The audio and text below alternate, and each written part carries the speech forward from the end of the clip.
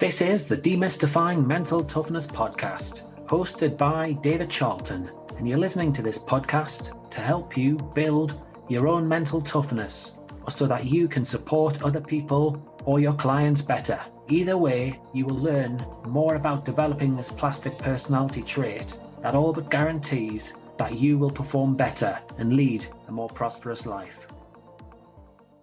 Hi there. Today as I record this, it is the 31st of January. Where did January go? This episode, well, it's one I really enjoyed recording back in October 2022. Chris Cook, a double Olympian and now an executive coach, was great value, and this short bite is hugely important for you, regardless of what it is that you do for a living or what sport you play. Dave Brailsford, formerly the performance director of British Cycling, well, he's well renowned for his marginal gains approach, and Chris gives his take on this from a different angle. I promise it's a great listen. I got to the top of the sport in 2004. I reached a high level, but I came back from Athens Olympic Games wanting more. I knew there was something in the tank, that there was more there. I was a bit felt like I'd lost a tenner and found a fiver. I felt like I had this fantastic experience, but then I was like, oh, it wasn't quite what I thought it would be when I got here. And so I remember going into a sports psychology session with Simon Hartley, and my coach at the time was a great guy called Ian Oliver. And we worked really hard together, pushing the boundaries. And when I'd gone at this particular sports psychology session with Simon, I'd walked in like really rough from morning training. I had a weight session to do, which was going to be a 3 hour session. And then I had another 2 hour swim session on the evening. So it was a bit of a beastie week. And I had like competitions at the weekend. I had all these pressures on us, because the higher up the chain you go, the more pressure there is. Or as I always say to my clients, new levels bring new devils, because they do. As you step up, it brings new demons and devils to your door, or can do. And I remember sitting down and Simon was like, you look a bit rough, you're all right. I was like, oh God. And I went for it. I just told him, I was like, I've got this, I've got that, I've got the other. And he was like, for 5 minutes, I must have just filled the room with just sheer stress. And he went, wow, that's a lot of stress for somebody who just has to swim 2 lengths as fast as they can. I was like, you what? I was like, you kidding? And I was really triggered by it. I thought, how could you get it so wrong? We've worked together for years now. And I was genuinely upset by it. And anyway, long story short, we ended up exploring it, because I remember my granddad saying, it was years ago, if ever you're triggered by something, that's on you, not them. Mm. Now, how many times do you hear people say, oh yeah, but it's just the way he said it? No. Don't wriggle out of it. You're upset by what he said. Let's explore that, because that's what you've got control over. Fair enough. Maybe he's opened his big fat trap and he shouldn't have said it that way, and he said it this way and that way. But actually, let's discuss what's really going on, what's triggered you, what's hurt, because that's your growth opportunity there. And if you're brave enough to face it, you've got something beautiful there that you've been gifted. They've come into your life for a reason. Let's work it out. So I'd followed that advice, and I'd gone and started to explore this with Simon. What is this 2 lengths thing? And we started this project, I guess, with the whole team of, if it doesn't help me swim 2 lengths to get 2 lengths faster down the pool, what's the point in getting involved? But it threw into question all sorts of things. Like some things came up like, but we've always done it this way. Or I remember one person saying, but we're in the top 7 in the world.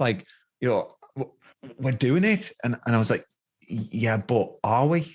So we looked at the whole program and we started asking simple things like, does bench press help me pull? And the weights coach would go, I don't know. Like, okay, well, is it don't know a no or a yes? Well, it's a no until I make it a yes. Okay, so what we're going to replace it with? And those questions started to morph and change the program to the point where we started to bespoke it and not just have this hand-me-down thing. I mean, how many cultures are a hand-me-down culture? Swimming's a classic. You join the club, you swim, you do a little bit more than the guy that left it in place, and you get a little bit better results. Well, is that really performance? Is that high performance? So it threw into question a lot of things. And that's why I feel really, really blessed that we went through this, because I feel as though I'd uncovered this blueprint of keeping it simple. And that's the question we asked ourselves all the time: is what I'm about to do going to help me swim better? From resting, recovering, going to that wedding on a weekend, all those sorts of things. I would hold it up against this kind of mission, this ultimate mission. And I've started to challenge businesses now, and it's phenomenal. Like their one-liners now are just keeping them online. So I'm working with companies who come up with their one-liner internally and they stick to it. Is this going to help us do X? No, then let's not get involved. And it's transforming the way they interact with each other. It's freeing up, liberating time so that the important things can speak. Because if I'm honest, I spent a lot of time on things that were urgent, running around trying to urgently do things. And I still find myself now when I should be on the important things. And the more I have conversations with clients, they'll say exactly the same thing. Yeah. So it's phenomenal. That's gold. That's that advice that your granddad gave you there really is. Yeah. In some ways that's shaped the way you went about your swimming, and then likewise into what you do now and in some respects. And yeah, people are, how they say, they're very easy just to blame others, aren't they? And shove those types of conversations to one side. Absolutely. If you look at it through that lens, everything then becomes gold, or it becomes not yours. And that's the difference. Is I feel people then start to go, well, actually, if I really take this on board and work on my trigger, I level up, but they stay the same. Yeah. They will still go around being bombastic or whatever they are. The idea is not to challenge their attitude on that. You can do if you want to. But the idea is to go, actually, I'm hurt because of this, and this uncovers another layer of the onion. You benefit massively from that, because we've got to remember we take us everywhere.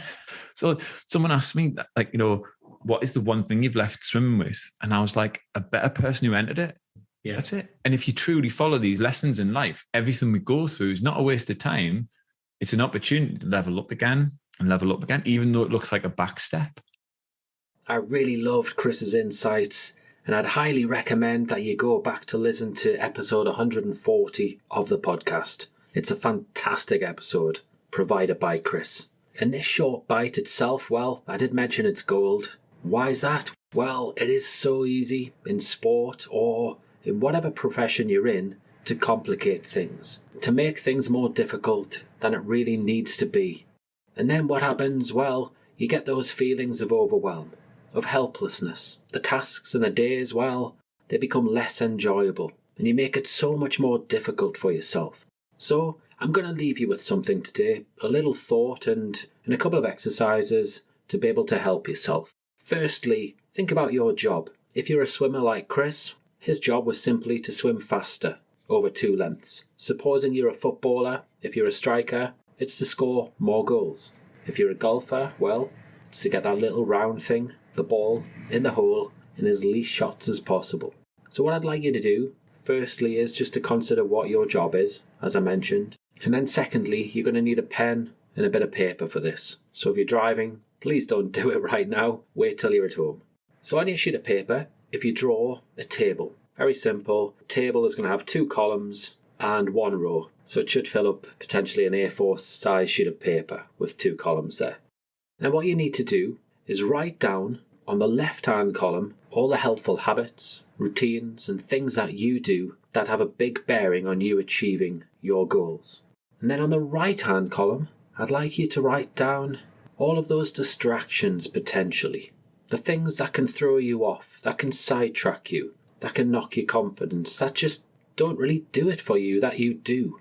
I'd like to think that your list, well, you'll be able to get up to double figures certainly on the left-hand side, and maybe on the right-hand side as well. It'll all depend on the habits that you've got in place. And then once you've done that, you could draw another table. This table, again, will have 2 columns, but also it'll feature 2 rows.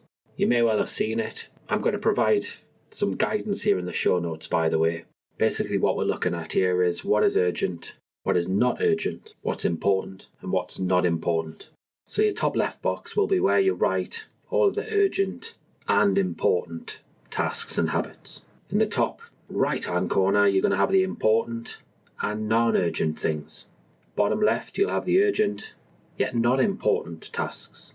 And bottom right, you've got not urgent and not important. So definitely those distractions there. Those things that you just really don't want to be doing. And certainly by doing the second exercise, I'd like to think it's added a layer onto the first exercise. So it gets you really thinking a lot more deeply about the situation that you're in and about your goals. whether you are actually being really effective with your time. So many people put so much time, so much effort into their sport, into their day jobs, into their professions. Yet, a lot of that time is spent on the wrong things and it doesn't particularly help them. So I'm really hopeful that this exercise and listening to Chris's fantastic insights is going to help you to question your approach. Please do send me through some ideas that you've come up with, some things that you're going to concentrate on in the next week or two, and some things that you're going to ditch. My email is info@sport-excellence.co.uk. You can also drop me a DM on social media too. It would be fantastic to hear from you. And on this topic of marginal gains, why not sign up to the Mental Edge, a regular newsletter that I send out, which has many tips and tricks just like this, and can only elevate your performances. Until next time, have a great week.